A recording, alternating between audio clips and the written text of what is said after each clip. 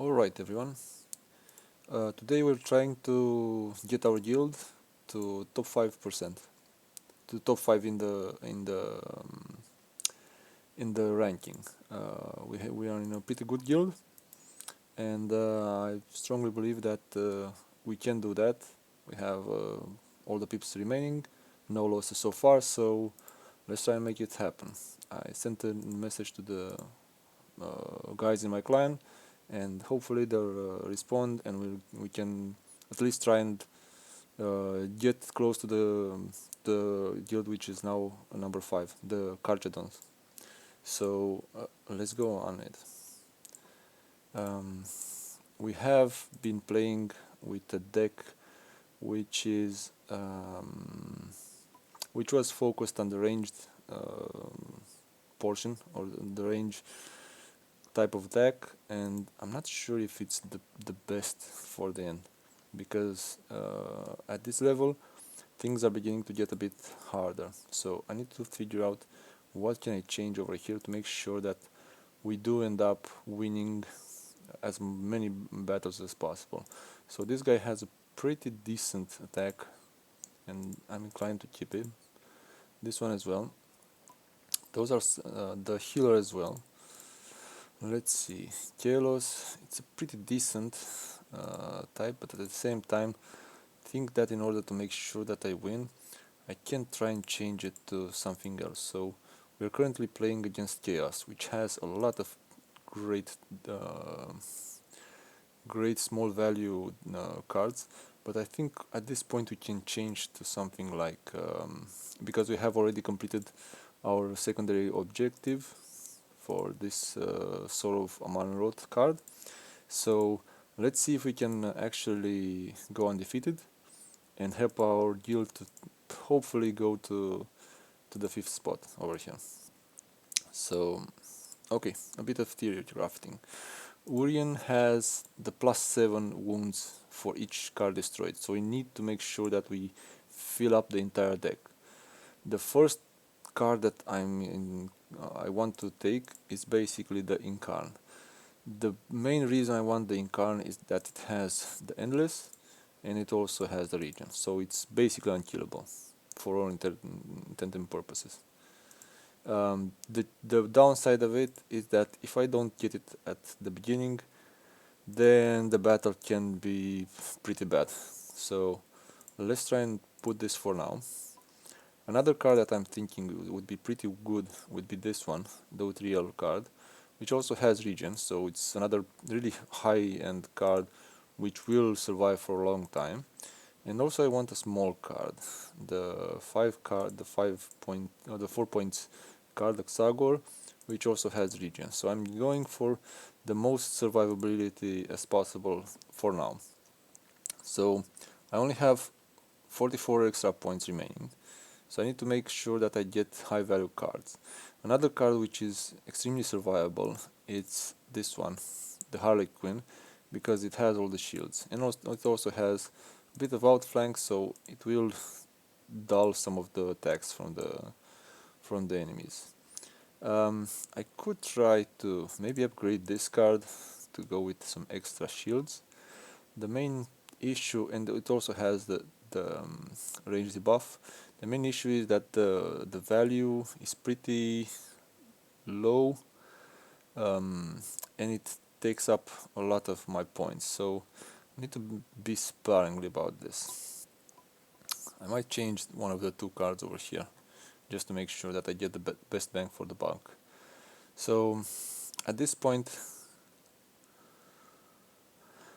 there are 2 options. I can either go heavy psychic with some extra melee attacks and try and win it like this. So for example, Jainzar would be pretty good, but also I can try to go with the psychers like Trialorn, and he gets a bit better with the fact that you get the special rule from Urien. So let's see at this point. Yeah, I think maybe I'll just remove Incarn for now. I'll add Drazar, which has some pretty good wounds and also really good melee attack. He would be at the end of the game, and this the Ratarangir is also pretty decent, and I'm gonna use him as well with 31 points. The next one that I would like, I need something to boost my cards. So basically, Urien is pretty important over here. Apart from that, in order to have a bit more more of a synergy with the rest of the cards, I think I'm gonna add also probably a Trialiorn. I'll remove this guy and just go for some smaller cycles. So for example, this has 34, this one has 27, but it has the psychic link. So I'm just gonna upgrade this guy for now.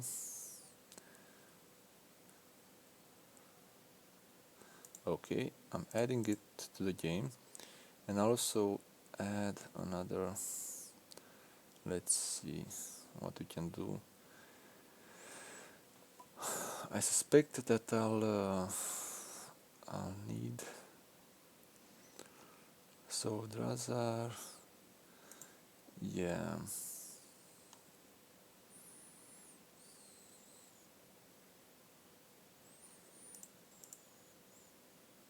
Eleanor has a decent attack. Problem is, this doesn't have so much survivability. So in this case, we are gonna just see if we can give up on some card, maybe to see.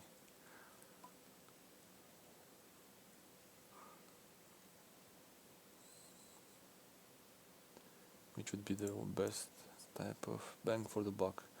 So there's also the Aventir, and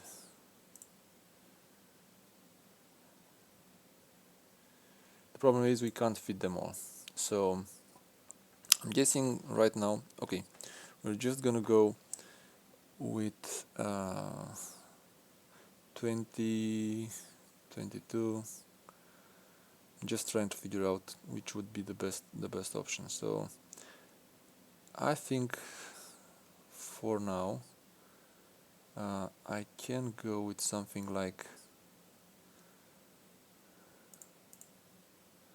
so Drazar has also the big game hunter, which could be pretty useful in this case.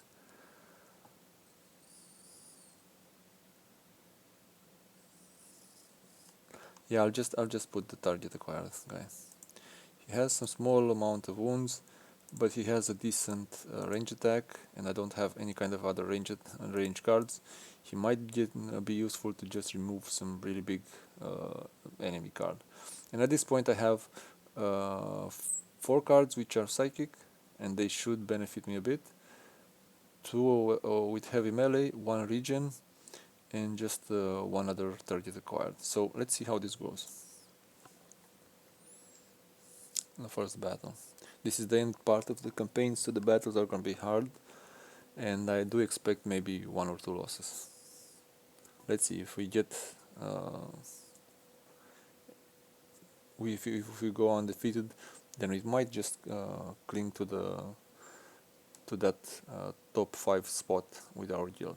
Let's hope we can help them.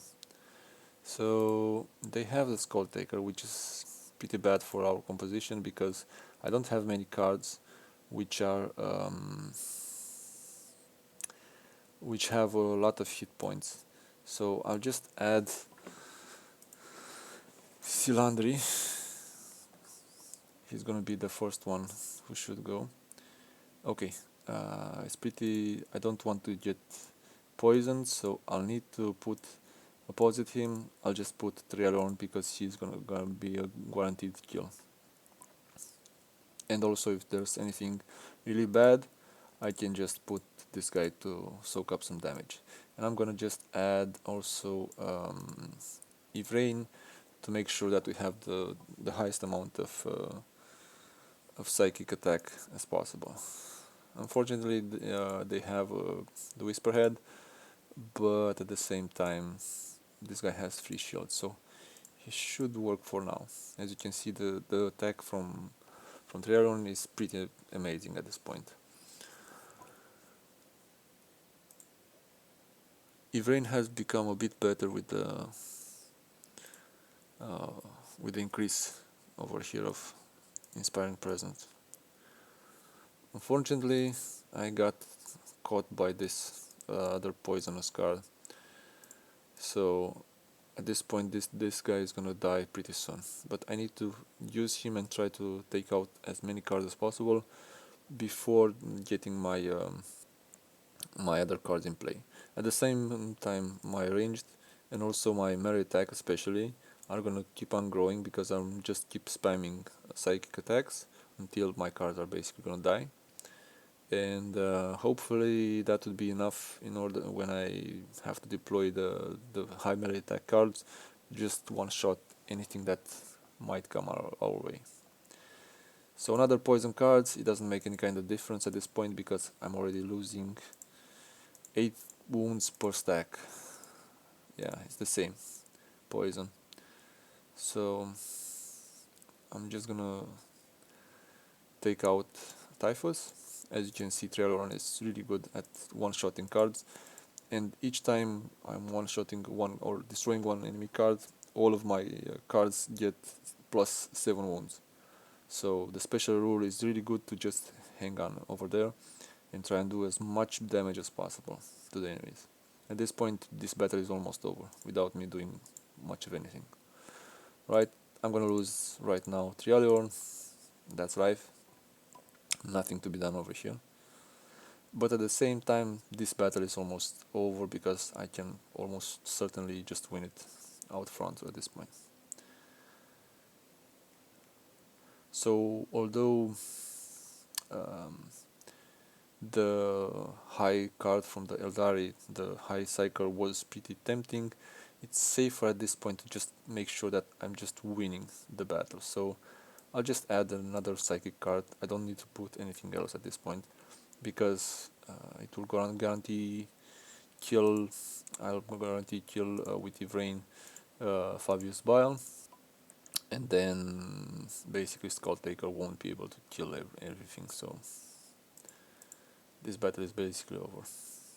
Still, it's pretty good that I only lost one card. So as you can see, level 21 is still not very hard.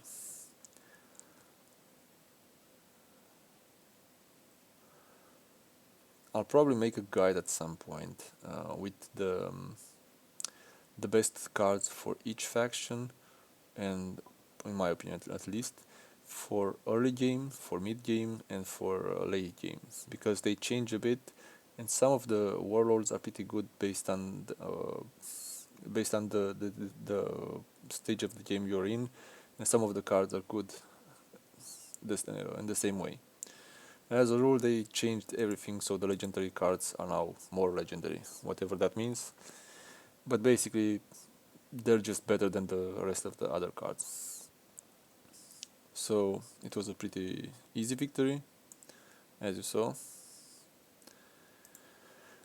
Let's continue. Right now, come on. Our position, we are 300 points behind the Carchadons. Let's see how much we can catch up to them. Of course, we do expect our other teammates to actually do their pips and hopefully at least get it interesting and close. So right now I don't like any of the cards that I'm receiving at this point because I want to save both of those cards for a later date. I'm just gonna add this guy. If he would have stayed a lot more in the hand, then I would have probably gotten him to a lot of wounds, and that would have helped me quite a lot to just put him in block a lane, right? But at this point, what I can do is just put Ivrain. She will go to 71. She should kill Akusin in one go, and yeah, I also have the readying the outflank mechanic from this other trait from the Harlequin, so it's a pretty assured kill over here. this guy only needs to survive for one shot, so he will do that. It's job done for him, so it's pretty okay. Unfortunately, I got target acquired, so I'm probably gonna lose Urien a lot sooner than I would wish for, but at the same time that means that this guy will probably take 2 hits before he goes down, so you win some, you lose some. I have 20% damage reduction on the big Black Legion card, so that's pretty nice. And at this point, what I'm doing is just prolonging the game, making my cards a bit stronger, a bit more durable, while the chaos cards stay kind of the same. So the one concerning thing is that I'm not getting any kind of melee attack at this point, which I would really need to use a bit later, while the melee attack from Skull Takers keeps going up, and the special rule, as some of you know, or most of you probably, applies to when an enemy card is left with 25 or less health, it gets destroyed. So at this point, if the AI would use the melee attack, then I would probably lose a lot of HP. As you can see, this card already has paid itself a lot of times over, allowing me to just push on and just do a lot of damage to most of the cards from the deck over here. Although I don't have the best levels, but level 11 in rare is pretty good, and 9 in epics.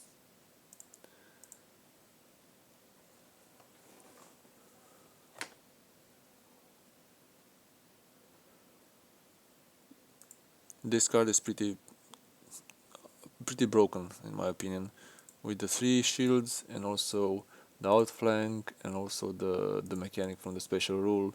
It's the best bang for the buck in this case, so you'd be pretty unwise to not use it,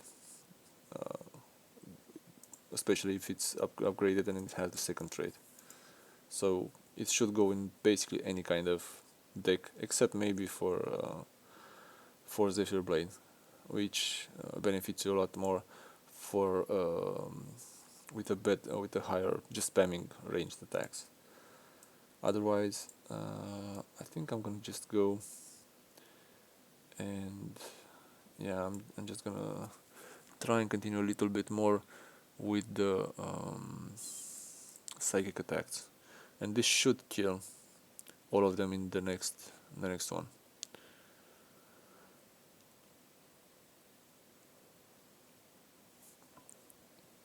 Yeah, I'm gonna be only Skull Taker remaining. So, as in the previous battle, I only lost one card, so that's pretty good.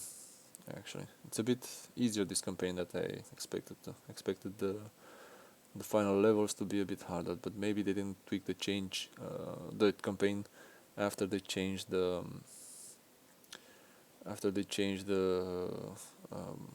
stats on the cards on the rework.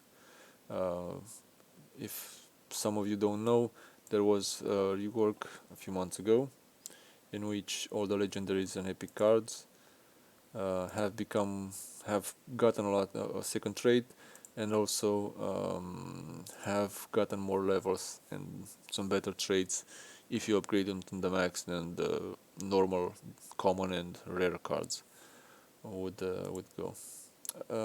For now, yeah, this was pretty easy as well. Like I said, in the end of the game, if you want to go safely, Urien is a good choice. So, and also it depends on the team that you're facing. So I basically mix and matched a bit of everything, a bit of a lot more psychic, some melee, and a bit of range as well, just to make sure that I have all the corners covered. This has 3 shields and it can take 100 firepower. So at this point, I don't want to fight against this abomination because it will crush me more or less. But what I can do, for now at least, is just put the shielded card to just take up the hit for the first couple of shots, allowing me to just do a bit more damage. I started playing the game a lot more on the PC, and it works more. It works better. It's just faster, the animation and everything. On the phone, at some points it just gets unplayable, and if you don't have time during the day, it will take a lot of time. So you might not do all of the pips if you got any kind of work to do or anything like this. But yeah, as you can see, for now at least, it works. In my opinion, Abaddon has one of the worst special roles, because you need to put him in the game in order to deploy him, in order for his special role to work. And once you deploy Abaddon, he's just a sitting attack. So it's not worth having him over there. And yeah, I'm probably gonna lose both of them. That's a bit unfortunate. I hoped it wouldn't be such a high damage card over here. What I can do in order to prolong this, I can just add Razar. He has the big game hunter, which is perfect against the Bloodthirster. So at the same time it will reduce their melee damage, because he has the melee enemy debuff. So this should work pretty well for now. I need to take care of the abomination, but that won't be such a big issue. And I'm just gonna add Ivrain to bring a bit of a small boost to the whole team. At this point, Abaddon is gonna come in. He's gonna one-shot, or yeah, he's more or less gonna one-shot the Veil Walker, but I'm gonna just bring on Latangil, and that should probably kill it. So I'm debating whether to put Razar, to leave Razar, or just add the Latangil. But I think it's probably better to just do it like, yeah, just do it like this, because he has more HP. When this guy dies, some of the damage will go towards the Razar, but at the same time I should just win it the next turn. So there's this one, and then I do around, I don't know, most of the HP from Abaddon, and at this point the game is pretty much done. Do I have any card? I think I can just put him over here. It doesn't matter, the battle is won. So he'll go Psychic, and at this point I can just see I have some range attack, so I'm gonna just use the range attack. 200 in the face of Abby, poor Abby. And now he's dead. Okay, so another quick win. We have 3 more battles to go. Let's see where we're at. Well, the distance stays pretty much the same, because probably some other guys from Carchidons are playing as well. But in the end, we're gonna get max rewards, so we might get a bit closer. Let's try.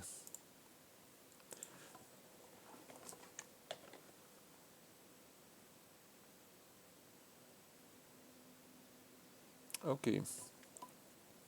So when you have a faction such as Eldari, actually having a lot of cards will benefit you, because it will more or less nullify the special rule from Norgard's Wrath, which basically deletes some of, or nerfs a lot of the stats that you have when you're playing against Glogutrox, the Fool. I just like the name. Yeah, it's pretty fun. So he's gonna survive a bit longer, but the stats will get nerfed. However, the base stat with all the cycles is big enough that it won't really make so much of a difference. And as long as they're gonna use the ranged attack, then I'm pretty much golden, because Trialion will just chop at them pretty easily. Okay, my Harlequin starting to lose a bit of health, but it's nothing major so far, and we're getting back a small amount of HP. The main thing is that Ifrain is still alive, and she's looking pretty good, and she's gonna keep on boosting all the cards that I'm adding. Yeah, another range card. This is gonna hurt a little bit, because I don't have any kind of good counter range for now. And my Harlequin is now debuffed 20%, so he has the initial firepower. Okay, at least I'm getting rid of Lucius.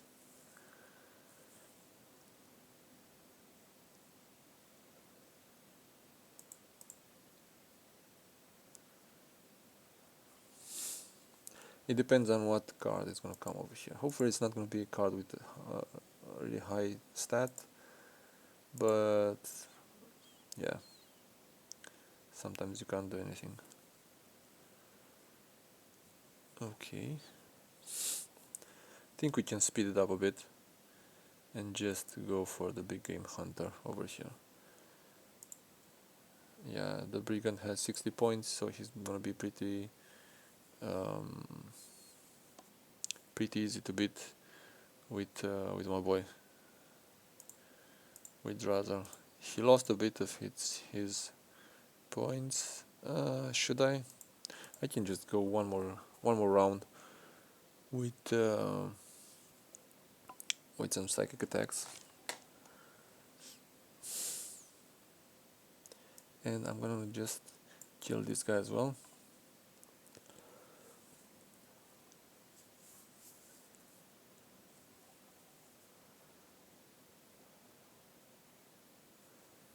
And then Glog shouldn't do too much.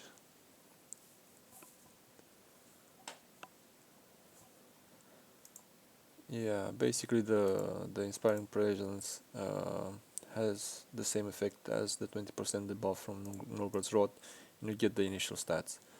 We have another small damage reduction, but at the same time I'm not too worried, so I can just spam melee attacks over here, and the next time I'm gonna win, no matter what. So as you can see, the battles have been really easy, because I still have 4 cards remaining. So maybe the campaign wasn't tuned to a very high difficulty, or maybe the strategy was pretty good to put Urien in the lead. Okay, I'm just trying to make sure that I'll have time to get also the final battle in, and yeah, we're gonna see a bit later how that's gonna work.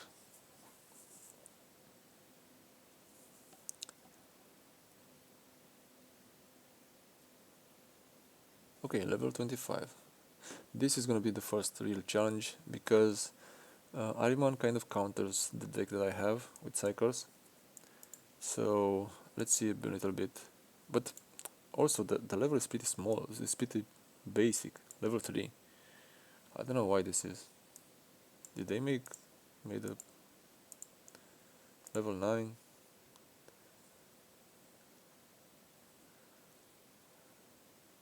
Yeah, so just want to make sure that I'm killing the Scarable Coulter before he does any kind of actual damage. I'm probably gonna lose Adriel, but he's expendable. He's only 10 points. His only purpose over here is to make Trailion good. So as long as that happens, I'm pretty happy with that. Chaos Punch should survive a bit longer, but I really don't care. I just put Ivrain opposite to him to to make sure she doesn't suffer too much. Okay.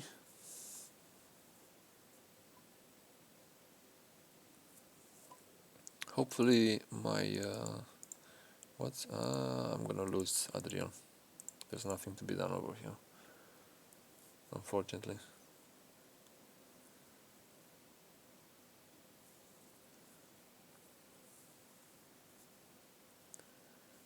Yeah.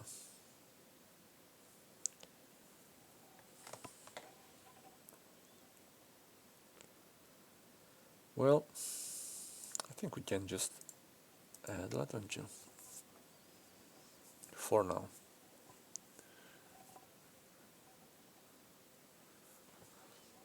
Okay. The unfortunate thing is that I didn't got any kind of psyker, so Trialion is gonna be a bit nerfed.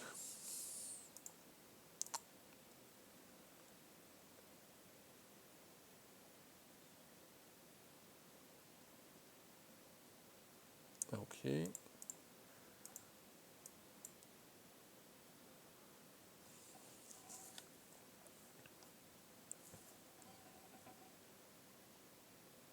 Oh, well, this was unfortunate. At the same time, it's not such a big issue, and I think we should be able to.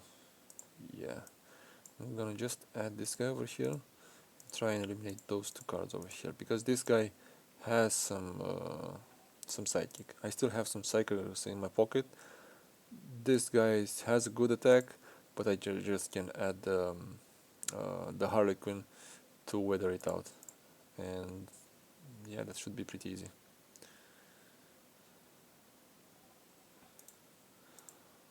The good thing about this is that the decks on the part are not tailored, so it's basically super easy so far. I'm actually surprised. I expected this campaign to be a lot harder, or at least a little bit. I never had to deploy my warlord, not even close.